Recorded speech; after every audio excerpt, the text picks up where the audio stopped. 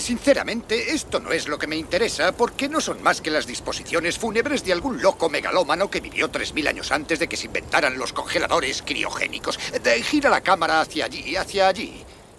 En lugar de ver cómo morían los ricos y poderosos, veamos cómo vivía la gente corriente hace 3000 años.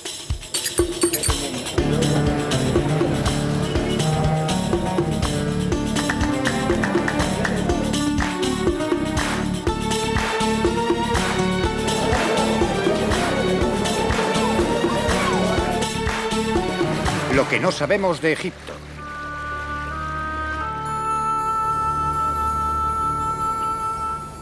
Tengo la impresión de que hay muchas cosas en el Egipto moderno que les habrían resultado familiares a los antiguos egipcios que vivieron aquí hace 3000 o 4000 años.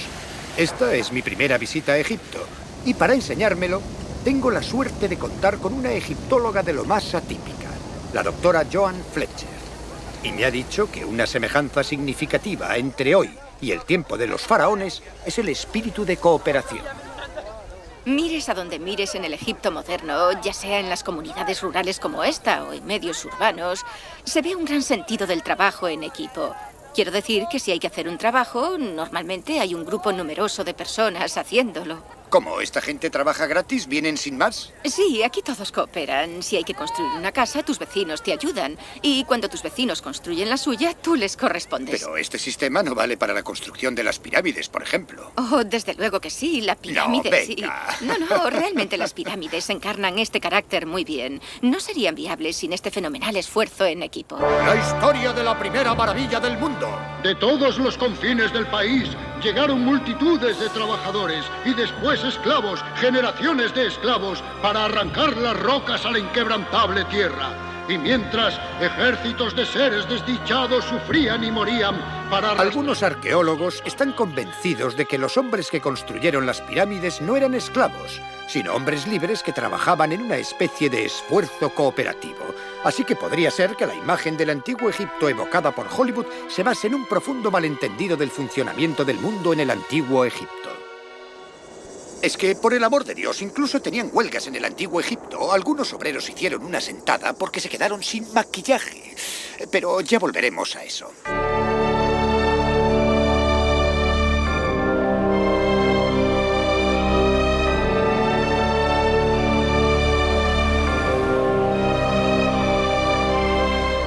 Esto es Saqqara, al sur del Cairo moderno. A simple vista no parece más que un desierto, pero en realidad es un gran cementerio con pirámides y tumbas.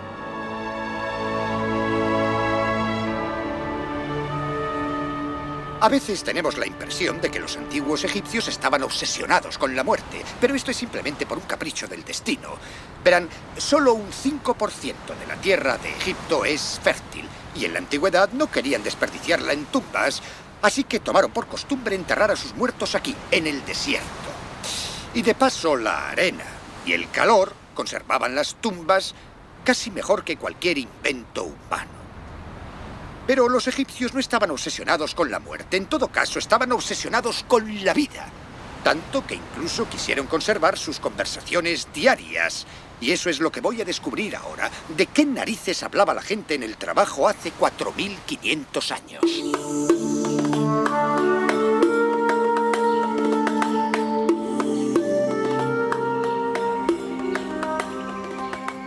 Me han dicho que aquí está enterrado un alto funcionario, un tipo llamado Ti.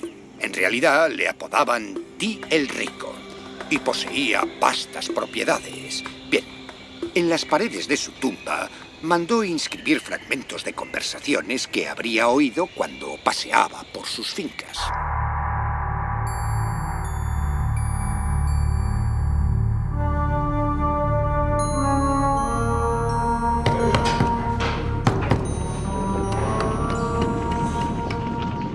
¡Ordeñala! ¡Deprisa! ¡Viene el pastor!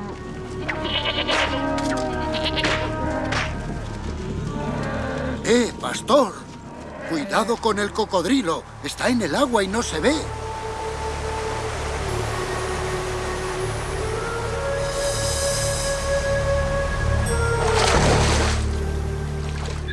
No hagas tanto ruido.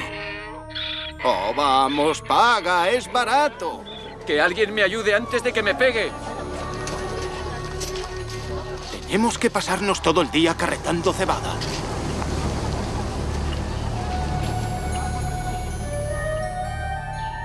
Es inevitable pensar que Ti sentía cariño por sus trabajadores, al menos lo suficiente para querer llevarse su charla con él al otro mundo. Me pregunto cuántos jefes modernos querrían hacer lo mismo. Pero Ti y la gente como él se preocupaban lo suficiente por sus trabajadores como para tratarles bien en este mundo. Todos sabemos que cualquiera que lleve una carga, tire de una carga o empuje cargas, puede sufrir sus nocivos efectos en la columna. Especialmente en la columna. La doctora Aza Mohamed Sarri Eldin, del Departamento de Genética Humana del Centro Nacional de Investigación del Cairo, me ha explicado que los trabajadores que construyeron las pirámides llevaban una vida bastante dura. Es la parte inferior de la columna vertebral de uno de los trabajadores. Tenía 35 años y... pueden ver, por supuesto, que este hueso no es tan liso como este otro. Si observamos estas vértebras, vemos que están estrechadas anteriormente y eso no es normal. Esto se debe a la compresión de las cargas, de llevar pesos pesados. Sí. Pero, ¿cómo era la vida de un egipcio corriente hace 3.000 o 4.000 años? ¿Cómo hacernos una idea de la vida cotidiana de hace tanto tiempo? Bien, aquí en Luxor, a casi 800 kilómetros del Cairo, Joan me lleva a la tumba de un artesano llamado Senet Jem. Cuidado con la cabeza, Terry, es muy bajo. Sí. Aquí hay alguien a quien quería enseñarte, Terry. Este es Senet Jem, un trabajador. Ya, parece un granjero, ¿no? Verás, esta imagen representa a Senet Jem, el trabajador, seguido por su mujer, Linefertiti. Y los vemos durante su vida inmortal en la eternidad. Esta es una escena de la eternidad y así es como la imaginaban. Se trataba de un eterno círculo de arar, segar y sembrar en los campos de los benditos. Han alcanzado el paraíso. Ah, sí, está segando el maíz, que es muy alto. Parece que el maíz es tan alto como él. Bueno, así es como veía la eternidad. El maíz crecía casi hasta 2 metros. No había plagas en los campos, ni plagas de insectos, ni de nada. Algo maravilloso. O sea, que este hombre era un simple granjero, un jornalero, ¿no? Realmente era un artesano, un artista, un pintor de inmensa capacidad que trabajó en las tumbas reales del Valle de los Reyes. ¿Entonces haría sus propias pinturas en los ataúdes? Sí, y además pintaba las escenas en las tumbas reales. Ajá. ¿A que es un gran paisaje? Así que este es el pueblo de Senet Jem. Sí, Senet Jem vivía aquí, al fondo, en la esquina de la derecha. Esa era su casa. Esta es la ciudad de Deir el Medina. Y estos restos son las casas de los trabajadores que construyeron y decoraron las tumbas del Valle de los Reyes. ¿Y qué tipo de trabajadores eran? Pues eran individuos altamente cualificados, una clase profesional de artesanos, pintores, escribas. Ya hemos llegado, Terry. Esta es la puerta principal de la casa de Senet Jem. ¡Oh, Dios mío! ¡Qué es asombroso! ¿Y qué aspecto tendría? Pues era de madera pintada de rojo. Ajá. Y el muro exterior estaba enyesado y pintado de blanco. Fue una casa muy elegante. ¿Tendría número o alguna indicación? Probablemente Senet su Jem. nombre, para que lo supiera el cartero. Vamos a ver si está, ¿eh? ¿Hola? Creo que no está. Se habrá ido, pero no sé a dónde. Esta es la sala de estar, el recibidor. Sí. ¿Estás segura de que esta habitación no es una precursora de esa cosa terrible, esa sala de estar que nadie usa? Oh, sí. Esta es la salita delantera. Siempre estaba inmaculada, creo. Esta parece la habitación más utilizada. No sé, quizá porque es cuadrada. Sí, esta es una peana de piedra en la cual se apoyaría la columna central que sostenía la casa. No será una mesa camilla, ¿eh? No. Bueno, es una idea atractiva. Y aquí tenemos algo que se puede encontrar en casi todos los hogares egipcios. Ciertamente en las zonas rurales habría otro tipo de banco o de ladrillo sobre el que la gente pondría cojines. A los egipcios les gustaban mucho los cojines rellenos de pluma. Eran cómodos. Uno quiere estar cómodo si está reclinado, Y aquí la familia se sentaba, charlaba, cotilleaba y tal vez jugaba. ¿Y las paredes estarían decoradas? Por supuesto. Sabemos que las paredes originales estaban enyesadas. Algunas de las casas conservaban algo de color, los ocres, los rojos, y también les gustaban los colores brillantes, colores similares a los que vimos antes en la tumba. ¿Y qué son las otras habitaciones? Desde aquí entramos en un ¿Qué hay en almacén, ellas? un trastero. El pozo que vemos es una de las zonas en las que habrían almacenado comida. Hay una estructura similar en la otra parte del muro y aquí Sí. se podrían haber colocado grandes ollas de terracota para mantener frías diferentes cosas. Hay fragmentos de ollas de terracota muy gruesas. Ajá. Mantenían frío el contenido y estas eran las zonas de almacenamiento del agua. Sí. Y aquí vemos... ¿Y dices que este pozo estaba lleno? ¿Cómo mantenían las ollas de pie? Probablemente había una base de arena sobre la que se podían colocar las ollas o algún tipo de contenedor. Pero al estar cerrado, habrían mantenido los contenidos Ya. a la sombra y fríos en todo Sí. momento. Así que este es un sótano frío. Es una especie de frigorífico.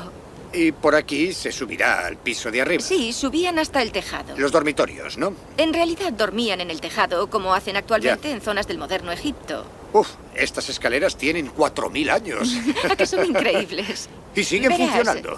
La forma que tenían de dormir era bastante Sí. ad hoc, porque alguna gente dormía en bancos o en colchones en el suelo y en verano seguramente dormían en el tejado.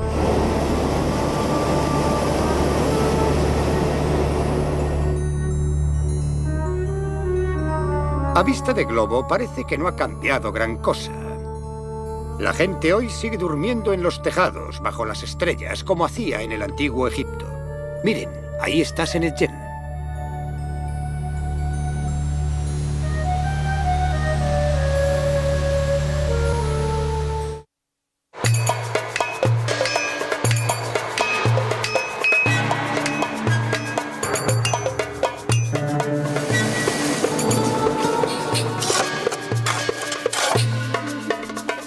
Los artistas, artesanos, canteros y carpinteros que decoraron las tumbas de los faraones incluyeron imágenes de su vida cotidiana en sus obras.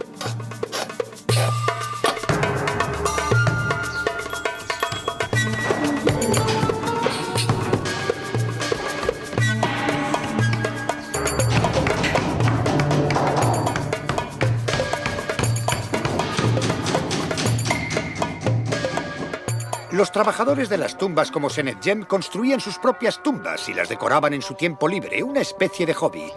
Pero estas tumbas, hágalo usted mismo, nos han dejado maravillosas imágenes de la vida cotidiana en el mundo antiguo. Ah, la carpintería. Sí, la carpintería. ¿Ves al hombre con la sierra serrando ese tablón? Ah, sí, sí. Y hay sí. un hombre con un hacha junto a él. Todos están trabajando, están haciendo Ya. muebles de madera. Arriba hay unos Sí. que hacen patas de cama, otros hacen sillas. sí, Y ya luego veo. está esta maravillosa creación de aquí.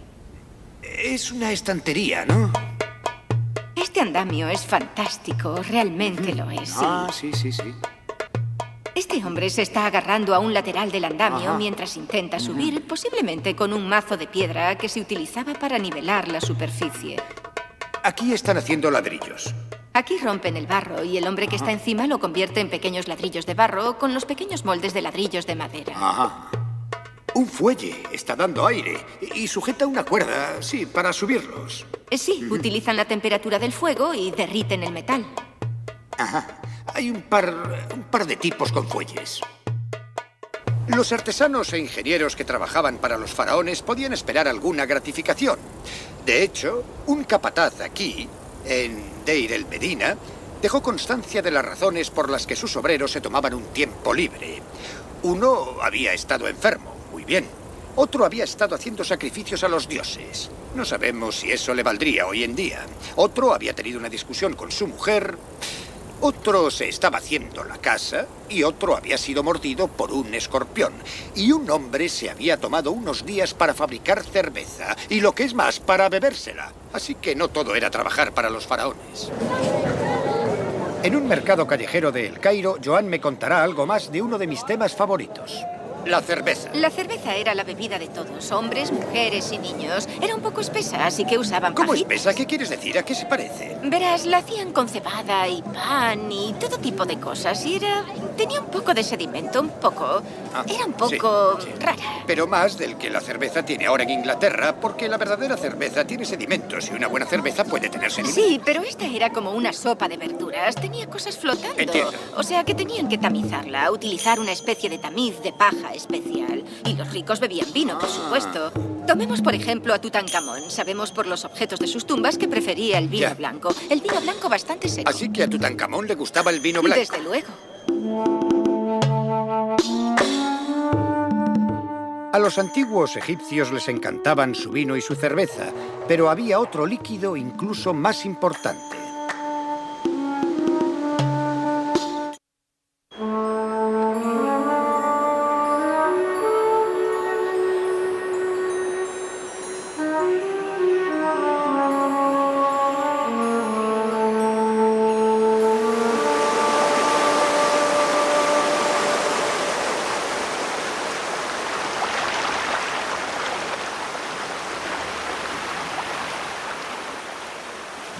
Egipto no se parece a ningún otro país. Su gente y su historia son únicas.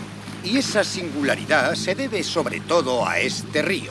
Egipto fue, y Egipto es, el río Nilo. Pero, curiosamente, lo que más les gustaba del Nilo a los antiguos egipcios en particular era su propensión a las inundaciones. La primera guía descriptiva propiamente dicha de Egipto la escribió el griego Heródoto. Cuando el Nilo inunda la tierra, todo Egipto se convierte en un mar. Y solo las ciudades permanecen sobre el nivel de las aguas, como islas, y entonces los barcos ya no siguen el cauce, sino que cruzan directamente el país. Por ejemplo, navegan junto a las pirámides. La razón de que la inundación del Nilo tuviera tanta importancia es que traía cienos desde Etiopía y Uganda. Este rico lodo significaba la diferencia entre una tierra fértil y un desierto yermo. De hecho, los antiguos egipcios amaban tanto a este lodo que le pusieron ese nombre a su país. Le llamaron Kermit, o Tierra Negra. Y a la tierra a la que no llegaba la inundación anual la llamaron Tierra Roja o Desret, de donde deriva la palabra desierto. Esta dependencia de lo que mucha gente vería como un desastre natural dio a los antiguos egipcios un especial sentido de valores, en cierto modo inverso al nuestro. Por ejemplo, la propiedad se valoraba según la posibilidad de que se inundara. Si siempre se inundaba, si a veces se inundaba o si nunca se inundaba. Y el negro se convirtió en el símbolo de la vida y el blanco en el símbolo de la muerte, del duelo. Sin duda, Senetjen y su mujer se sintieron parte de este ciclo natural de fertilidad. La supervivencia probablemente era difícil, pero no era exactamente una lucha. Los propios dioses habían diseñado el mundo para que les fuera benévolo en el principio de los tiempos. Y cuando la vida es buena y los dioses han sido tan generosos, ¿por qué cambiar las cosas?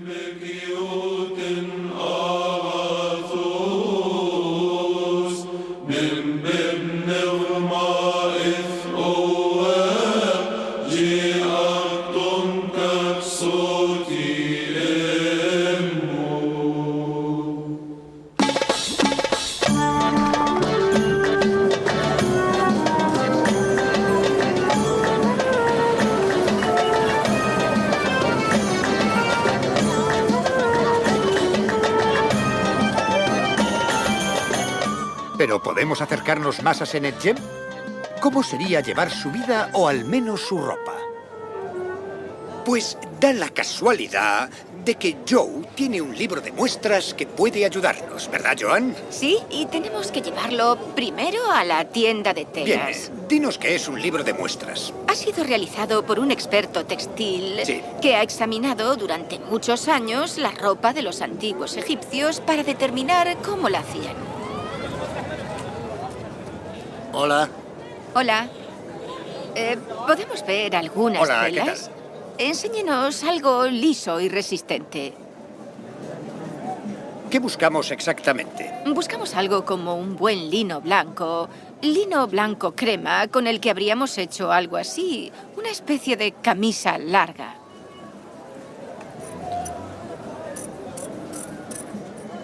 Ellos llevaban telas más ligeras. ¿No será porque tenían montones de vestidos diferentes como este, mientras los pobres tenían un solo vestido, uno más pesado que tenía que durar? Más o menos. Los taparrabos de los trabajadores eran generalmente lino más vasto. Y, en fin, un par de cambios de taparrabos y eso era todo. Muy bien. ¿Entramos? Genial. Queremos hacer este vestido del antiguo Egipto, que es muy, muy simple. Es una simple pieza de tela. Es un traje para Terry.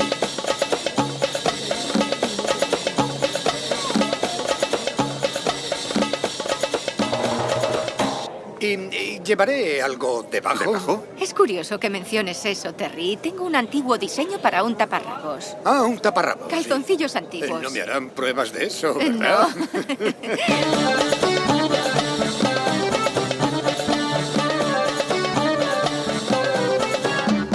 ¿Puedo ver el taparrabos del antiguo Egipto? Oh, sí, aquí está. Ah, es... Se encontraron unos fantásticos ejemplos en el pueblo de los trabajadores. Esta es la parte delantera. Una especie de entrepierna abierta a la mitad, ¿no? No, va cosido por el medio. Menos mal.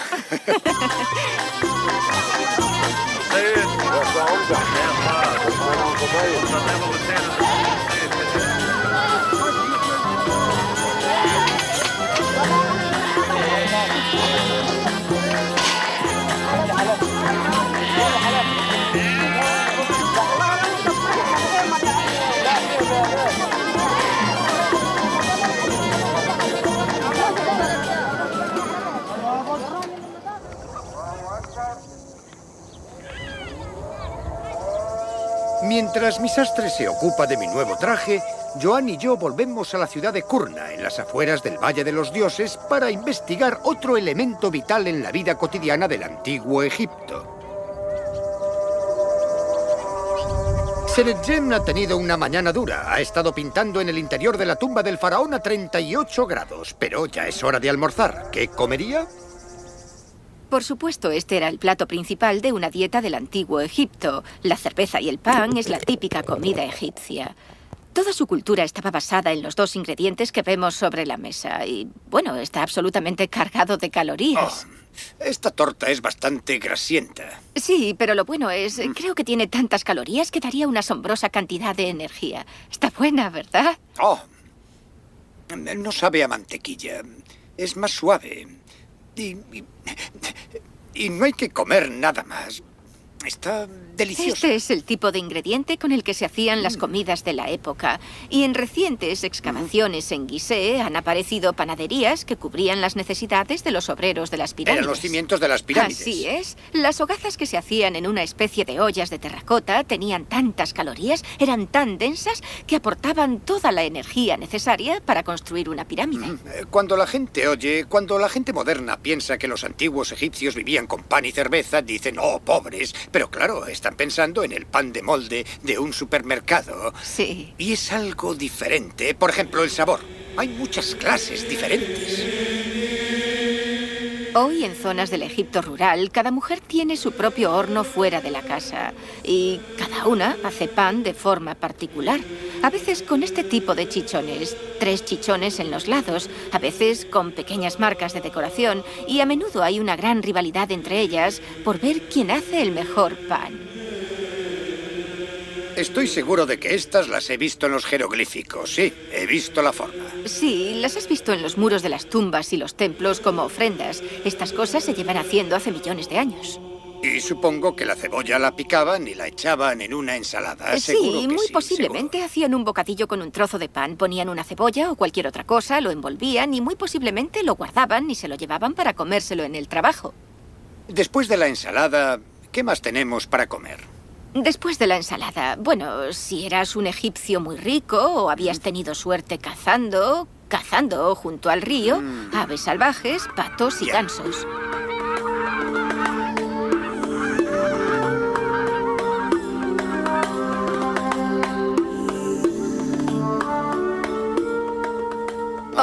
Mira. Absolutamente fantástico. Así que comían patos. Tenían patos y les gustaba cocinarlos. Les gustaba el pato asado crujiente rociado con miel. Incluso se ven las texturas en las escenas de las tumbas. Se ve la piel del pato desplumada. Ya. Es algo que los antiguos artistas mostraban en gran detalle, la preparación de la carne. Y aparte del pato asado, los egipcios también preparaban la carne y la salaban y después la colgaban para que se secara.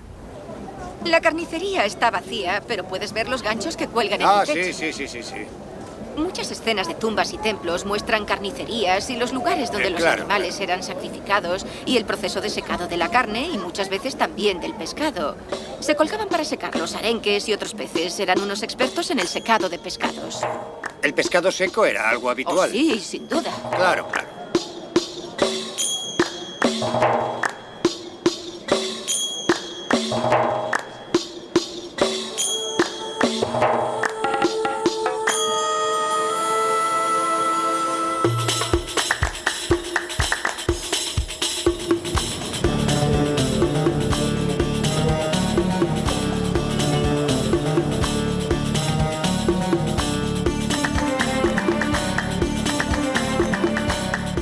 Hace unos 3.000 o 4.000 años, los egipcios corrientes llevaban vidas tan plenas y ricas como hoy. Además, tenían expertos y técnicos altamente capacitados. De hecho, los ingenieros de la antigüedad podrían habernos enseñado un par de trucos. A mediados del siglo XX, el gobierno egipcio decidió construir una presa para controlar las crecidas del Nilo. La presa prometía traer todo tipo de ventajas al mundo moderno. La pega era que crearía un enorme lago exactamente donde se alzaba uno de los más grandes monumentos del mundo antiguo, el gran templo construido por el faraón Ramsés II en el siglo XIII a.C. en Abu Simbel. Así que en la década de los 60, las Naciones Unidas organizaron el rescate del templo, desmontándolo pieza a pieza y trasladándolo a la cumbre de la montaña.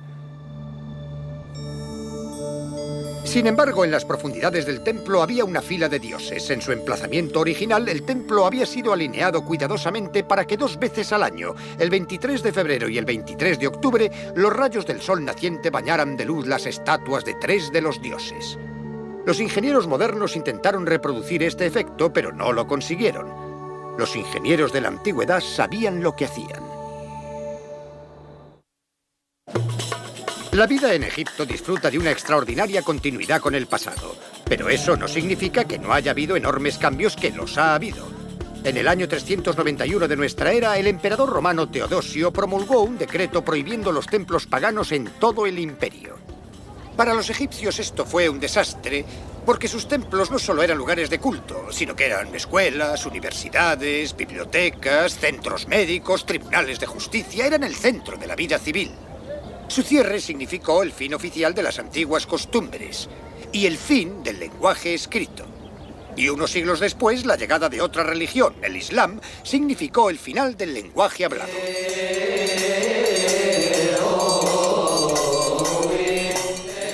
Sin embargo, la lengua del antiguo Egipto se siguió hablando. Y aún se habla.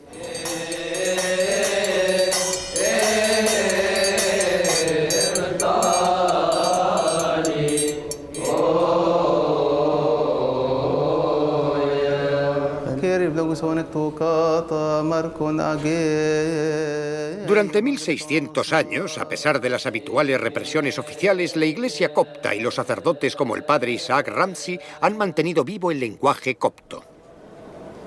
El copto es un derivado del antiguo lenguaje egipcio. O sea que ustedes hablan la lengua que hablaban los faraones. Sí.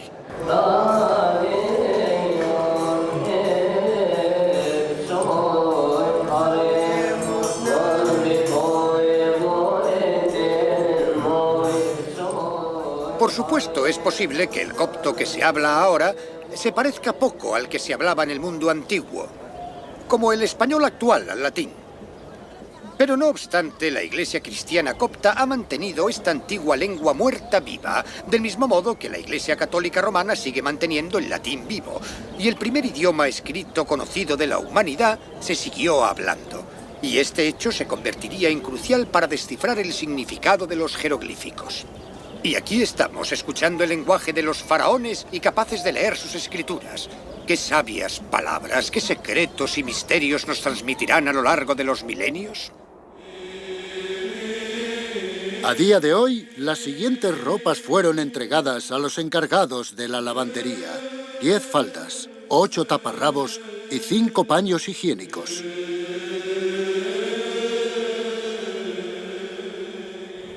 En realidad, la palabra jeroglífico es un nombre erróneo. Verán, cuando los antiguos griegos encontraron por vez primera estos escritos místicos en las tumbas y templos egipcios, asumieron naturalmente que estaban llenos de significado místico, y por eso les llamaron jeroglíficos, o grabados sagrados. Pero en realidad, muchos de ellos estaban lejos de ser místicos, y no todos estaban grabados en los muros de los templos. Los egipcios inventaron el primer papel. Utilizaron el interior de un junco conocido como papiro, de ahí proviene el nombre de papel. Y era en lo que escribían los documentos oficiales y los archivos. Pero para las notas y mensajes cotidianos había una versión mucho más barata, a mano, o mejor dicho, a pie. Tenían trozos de cacharros de barro rotos o fragmentos de caliza, y sobre eso garabateaban sus mensajes. Pero para ello desarrollaron una especie de versión abreviada del jeroglífico que se conoce como hierático. ¿Hay alguien escribiendo aquí abajo? Está leyendo un papiro. Está leyendo el texto ritual. Lee en alto todos los objetos rituales que se utilizaban en el funeral y que están sobre esta mesa negra pequeña que casi parece una mesa Está camilla. pintada de blanco, ¿no? Sí, para darle idea de prístino, una reluciente blancura nueva. Es un papiro nuevo. El papiro crecía en abundancia en las orillas del Nilo, y a alguien se le ocurrió que cortándolo, alisándolo, empapándolo y entretejiéndolo, y después apretándolo se podía fabricar algo sobre lo que escribir.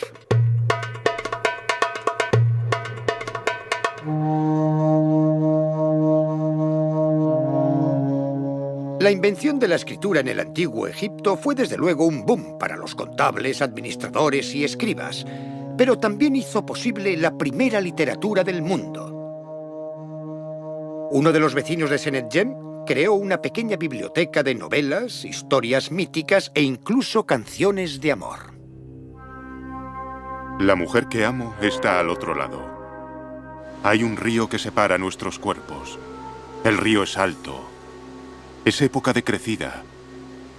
Y hay un cocodrilo acechando en los bajíos. Me zambullo. Desafío a las olas. Señor cocodrilo, no eres más que un ratón. Y yo puedo caminar sobre las aguas. Es el poder del amor.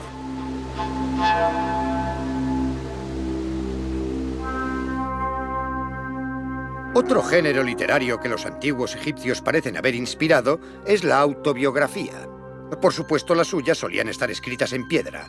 Aquí, por ejemplo, un hombre llamado Amos relata cómo se abrió camino desde la nada para llegar a ser miembro de pleno derecho de los nuevos ricos. Crecí en la ciudad de Negev. Mi padre era soldado del rey. Presté servicio de soldado en su lugar, en el barco Toro Salvaje, en tiempo de Amosis, cuando yo aún era joven y no había tomado esposa, y me llevé a un hombre cautivo. Me introduje en el agua, puesto que fue capturado junto a la ciudad, y crucé el agua llevándolo. Cuando fue informado el heraldo real, fui recompensado con oro. Me siento enfermo. He alcanzado la vejez. Descanso en la tumba que yo mismo me he construido y os relato todos los favores que me han sido concedidos. He sido recompensado con oro 7 veces, en presencia de toda la nación y de todos los esclavos y esclavas, y me han sido concedidas numerosas tierras. El nombre de un hombre valiente perdura por lo que ha hecho. Bueno, muy bien por el hombre valiente. Pero, ¿qué hay de las mujeres valientes? Me ha sorprendido averiguar que en el antiguo Egipto las mujeres tenían los mismos derechos legales que los hombres. Y lo que es más, podían casarse, podían divorciarse, podían comprar y vender propiedades y tenían derecho a recibir los mismos salarios que los hombres, algo que en el mundo moderno aún no se ha conseguido del todo.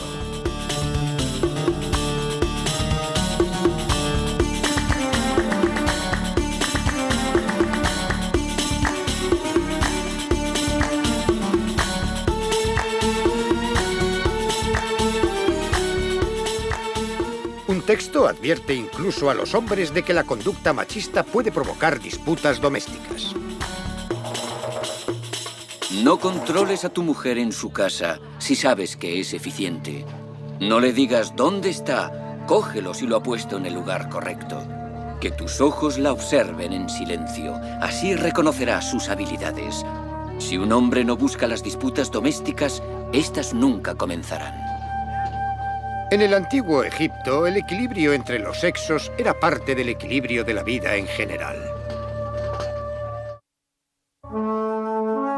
Aquí en Luxor hace mucho calor, a menudo más de 40 grados centígrados. No me extraña que los antiguos egipcios necesitaran esta extraña ducha. Este es el aspecto que en el antiguo Egipto tendrían las duchas. Por supuesto, es una conclase porque perteneció a Ramsés III. Es extraordinario pensar que el faraón Ramsés III estuvo en este mismo lugar dándose una ducha. ¿Qué pasaría si sus sirvientes estuvieran en el muro y echaran agua y... Gracias, sirviente, muy bien. Y después de la ducha se secaría con una de estas... Una estupenda toalla esponjosa. Estas cosas no han cambiado en 3000 años. Supongo que es un poco lo que ocurre con los humanos. A medida que pasan los siglos, no nos hacemos más listos o más morales o tenemos más cerebro. Supongo que es bastante reconfortante pensar que realmente todos somos como toallas esponjosas. Espero que ya esté listo. Recién lavado, me voy al sastre a recoger mi nuevo traje modelo Antiguo Egipto. Aquí está.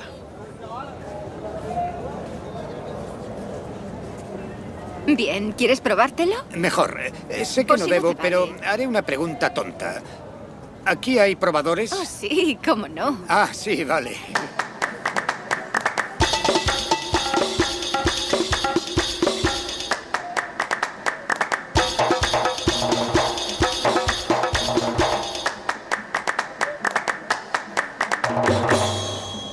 Oh, precioso. Está bien para guardar mi momia, ¿no? Sí, estaría Genial. bien. No está de más integrarse con la población local. Mézclate. O sea que voy a tener que salir así. Ah, estupendo. ¿Sí? Bueno, no sé muy bien cómo hacerlo, pero creo que así estará bien. Toma. Tu calcetín. Muy bien. Siempre llevo calcetines en Egipto. Es por el frío.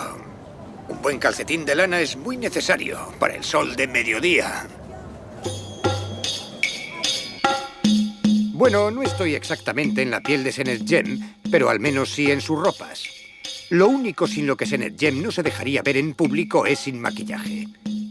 Verán, el maquillaje era algo esencial para una persona corriente hace 4000 años.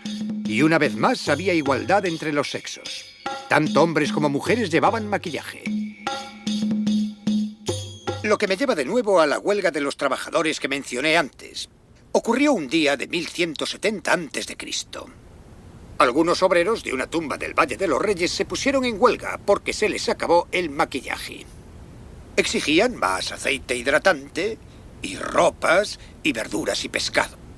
Los burócratas locales intentaron persuadirles de que volvieran al trabajo, pero ni hablar. Y los obreros hicieron una pacífica sentada, aquí, en este templo. Al final les ofrecieron un mes de provisiones, pero eso aún no era suficiente y siguieron con su sentada hasta que les ofrecieron 2 meses de maquillaje y comida.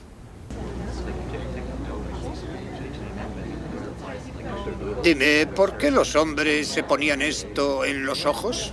Podemos compararlos con los jugadores de fútbol americano que llevan unas rayas negras bajo los ojos para reducir el deslumbramiento del sol desde el campo.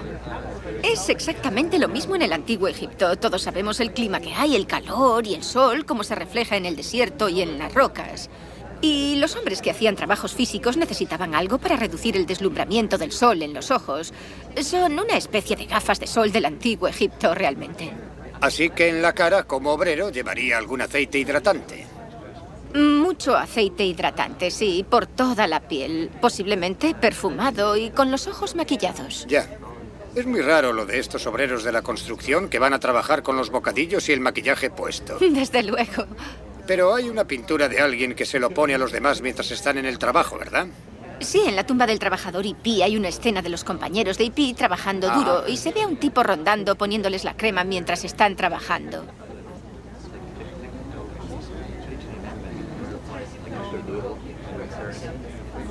¿Y esto qué es?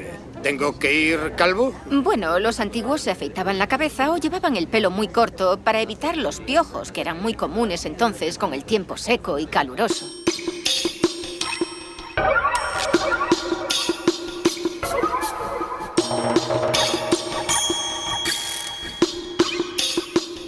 Los ricos, sin duda, llevaban peluca y se alisaban el pelo utilizando una especie de gel. En los tiempos antiguos utilizaban una mezcla de resina, cera o grasa. De hecho, algunas de las antiguas recetas, como la grasa de erizo, se utilizaban para evitar la calvicie. ¿No?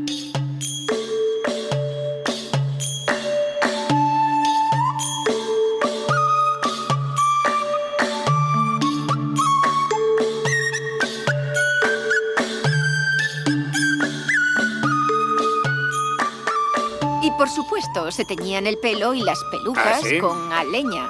Y en algunas excavaciones que hemos hecho, hemos encontrado que la leña se utilizaba para teñirse el pelo ya en el 3400 a.C. Pero se teñían las pelucas, no el pelo. Se teñían las dos cosas. Oh, es precioso. Odio decir esto, Joe, pero ¿las pelucas se consideraban especialmente atractivas? Oh, sí, no solo eran objetos de estatus, sino que se consideraban muy, muy atractivas. Vaya. Hay una historia muy curiosa en la que un hombre le hace una sugerencia indecente a una mujer y le dice: ponte la peluca y vámonos una hora a la cama. Bueno, esto era el colmo de la indecencia.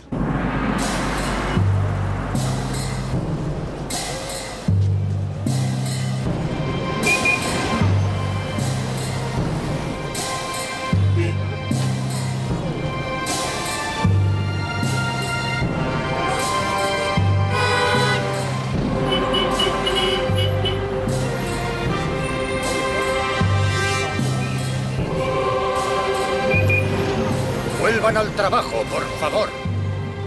Aquí hay mucho vago. La protección que ofrecía el maquillaje ocular no era simplemente práctica, sino también mística. Verán, el ojo, para ser exactos, el ojo de Horus, poseía para los antiguos egipcios poderes mágicos naturales de protección contra el mal. Aún se pueden ver hoy en día.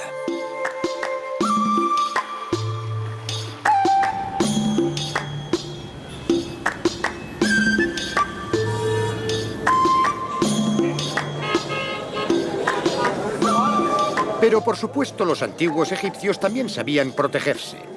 En cualquier mercado se podían comprar medicamentos y hierbas medicinales.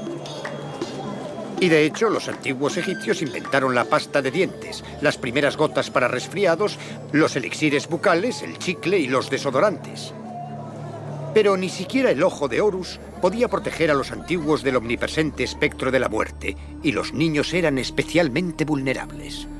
Muéstrate, visitante de las tinieblas, que avanzas paso a paso con la nariz y la cara en el reverso de la cabeza. ¿Has venido a besar a este niño? No te lo permitiré. ¿Has venido a hacerle daño? No te lo permitiré. He preparado una poción para protegerle de ti. De ajo, que es mala para ti. Con miel, que es dulce para los vivos y amarga para los muertos. La muerte en el antiguo Egipto, al igual que hoy en día, era un negocio y, por supuesto, se podía ganar dinero con ella. Estas mujeres, por ejemplo, eran plañideras profesionales y aquí están entrenando a sus jóvenes aprendices para llorar, lamentarse y arrancarse los cabellos. Los arqueólogos han descubierto, además, algunas prácticas poco honradas en el negocio funerario en el antiguo Egipto. Se han encontrado momias rellenas de pelucas y hierba, incluso con un mango viejo de escoba. Pero en cualquier caso, los antiguos no confiaban tanto en la vida después de la vida como nos imaginamos. Un arpista ciego hace 4000 años nos lo advierte. Diviértete mientras puedas, no te reserves. Porque mira, ningún hombre puede llevarse sus bienes consigo. Y nadie que se haya ido ha regresado jamás.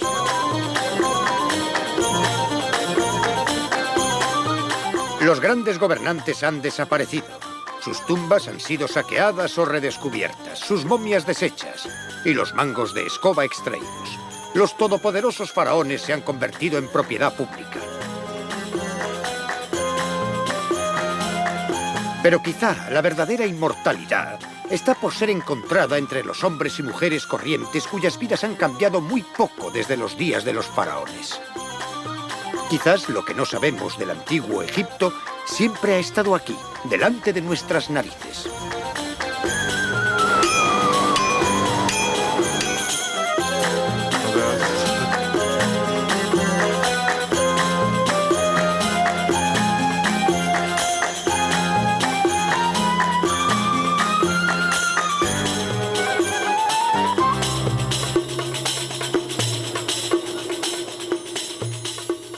Para los antiguos egipcios que vivían aquí en Tebas, el mundo era pequeño.